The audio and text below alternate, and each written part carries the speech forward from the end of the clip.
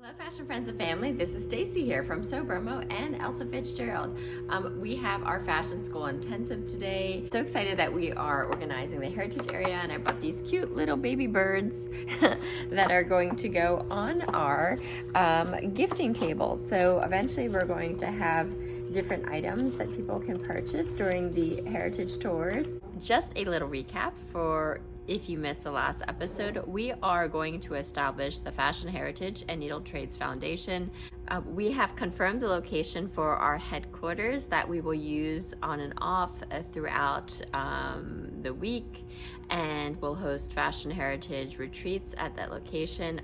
But I am about to jump on a call with a gentleman who reached out via LinkedIn, Keith Hoover, who is just very excited about what we're doing. We're really thankful for that because this is a big opportunity for us to create future knowledge access for heritage skills that are sort of fading with the mass production of goods and the loss of connection to community making and sewing culture.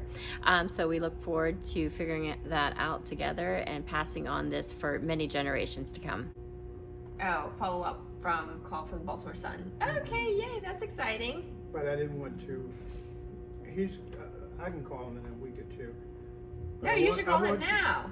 You should call him now. I was talking to him. I don't know when okay. to schedule him because I want him. Oh. I want you to be included because you started all this.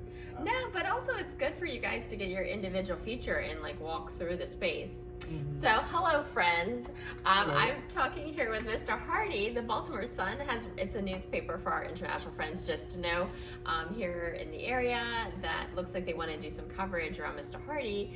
And what I was going to explain to him is, even though like Sobromo and some of the work that we've done has really campaigned to create this space and this environment, the big shift in the work is to really shine the light on you guys individually within your work. Mm-hmm. And so for you to do an interview, a solo interview, and whoever else is here is also really wonderful. So it can be focused on your individual practice. Well, I just So Mr. Hardy, always hustling, alterations. I was putting out flyers. Old-fashioned hustling. Was putting out flyers out in the area. You said you distribute over 300 flyers? Yeah, in the Pigtown area. In the Pigtown area. Some new developments down here. The response. Yay! People have been coming in. That's so exciting. So I think that's a big part of as we talk about this next chapter of the work, is so that these individual entrepreneurs in the needle trades are able to not only almost outgrow themselves, so that more people can help support. Maybe I know that you've had some people working with you to help support in the business growth. And I wanted to tell you about the other news. So it's kind of fun that I'm kind of letting you in on seeing like how we connect here on this floor, but we tend to really try to work together as a community to bring awareness around the work.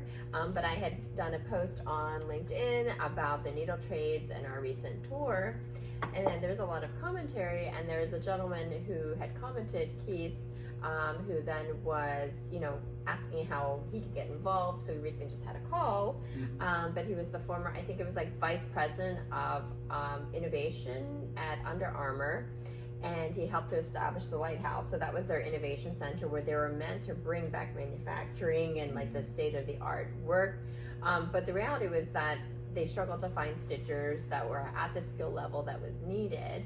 But what was really exciting, and hi Keith, I hope you're watching, I have to say that it was so uplifting because I've been so used to being in an industry where so much injustice has happened and continues to happen, and so it's nice when we're connecting not only with the local community but on a national level and international level. We have with some of our other colleagues doing this sort of work, to see and meet people that are really passionate and just as excited in their own spaces to share their knowledge and skill set to kind of create, I don't think revolution is the right word, but an evolution of industry. So we're going to take you downstairs to the second floor, and I'd love to see if Mr. Hardy would join me to kind of see how we can map out a fashion innovation hub, so that we can start connecting the entrepreneurs to new opportunities, and reboot Baltimore's garment industry so that it does become the fashionable capital city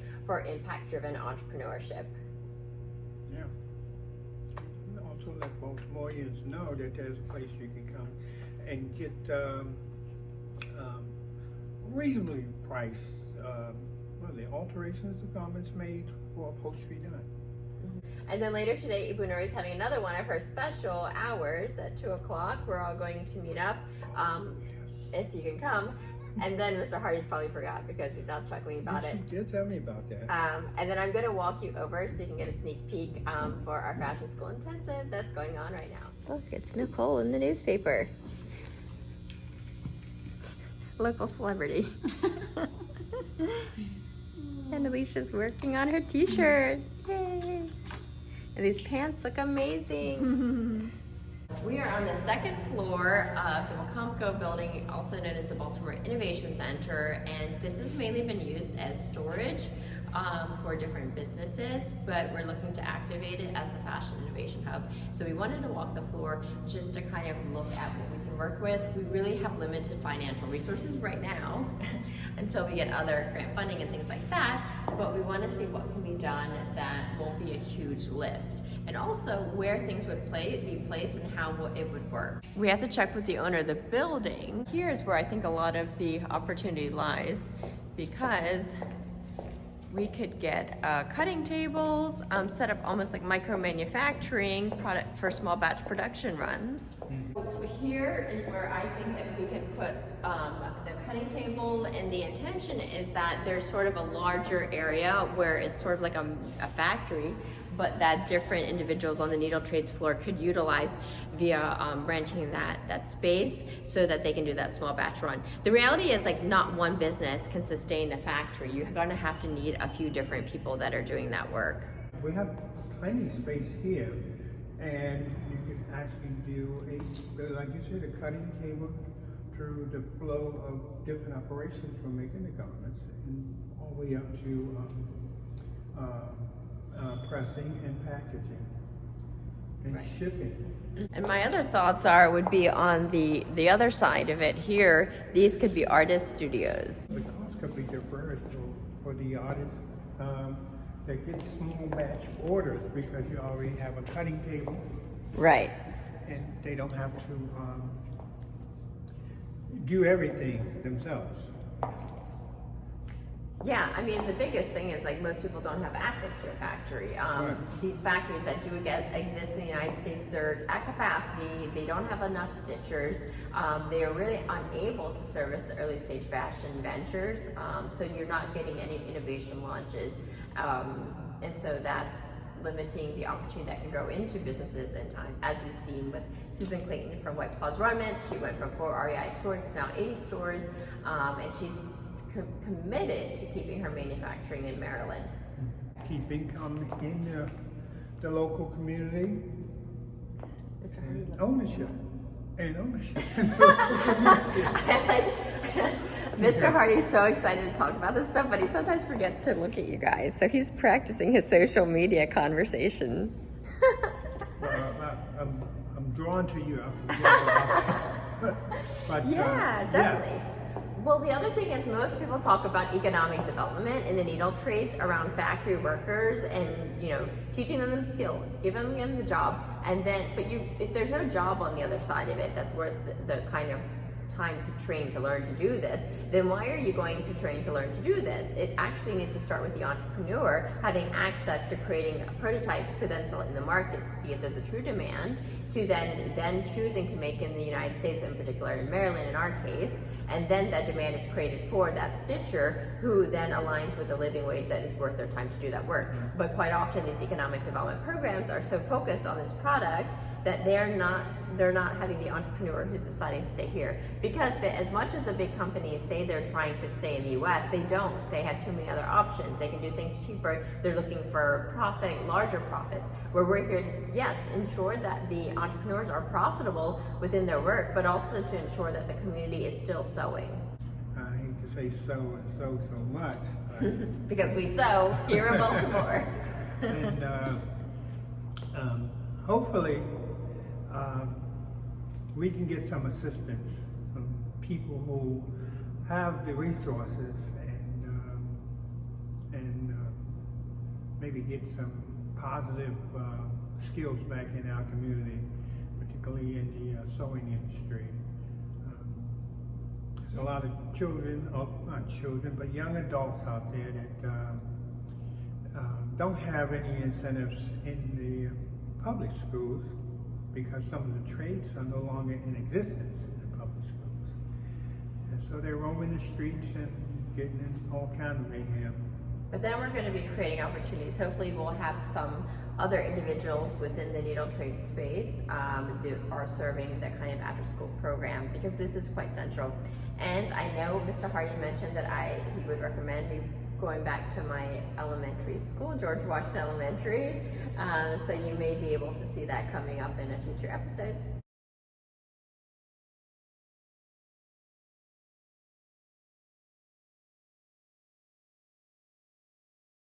So I like searched poodle skirts and they came up and had the whole history of We're having another gathering here.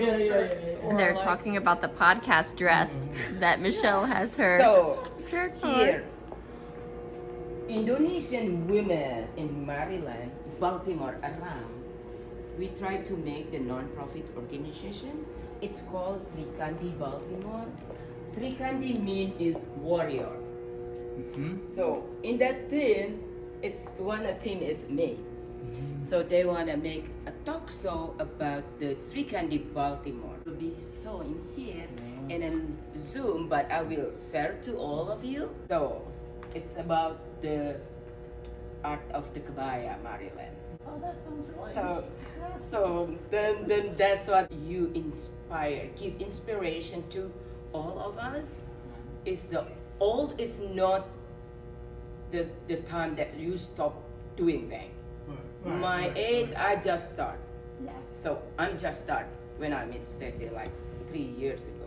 I'm old, but hey, sharing your knowledge not wait, not age time. You can keep going.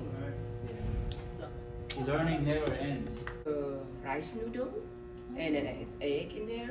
Some people sometimes they put shredded beef. Yes. And it's like jewelry and embroidery Yeah. kind of is like, I don't know. Yeah. It's like, It's so pretty. This is from what part of Indonesia, this brooch, you think? This is like Java. It's like royal jewelry. Yeah. Java Island. the piece that Greg is working on is really. My friend Fanny, she's the director of the International Fashion Art New York, and then she asked me if I can share my knowledge a little bit about kabaya. So I said sure. So she put me in her That's good. That's an magazine. It's an honor, yes. Look over there. We have the picture of when I did the apprenticeship with Ibu Nuri. I'm happy to report that So Bromo is now a finalist in the Baltimore Crab Tank. And so that means that first the community will vote for that venture or initiative that they want to support, and then the top 5 then move on to pitching in October. Susan Clayton from White Paws Raw Mitts won the top prize last year.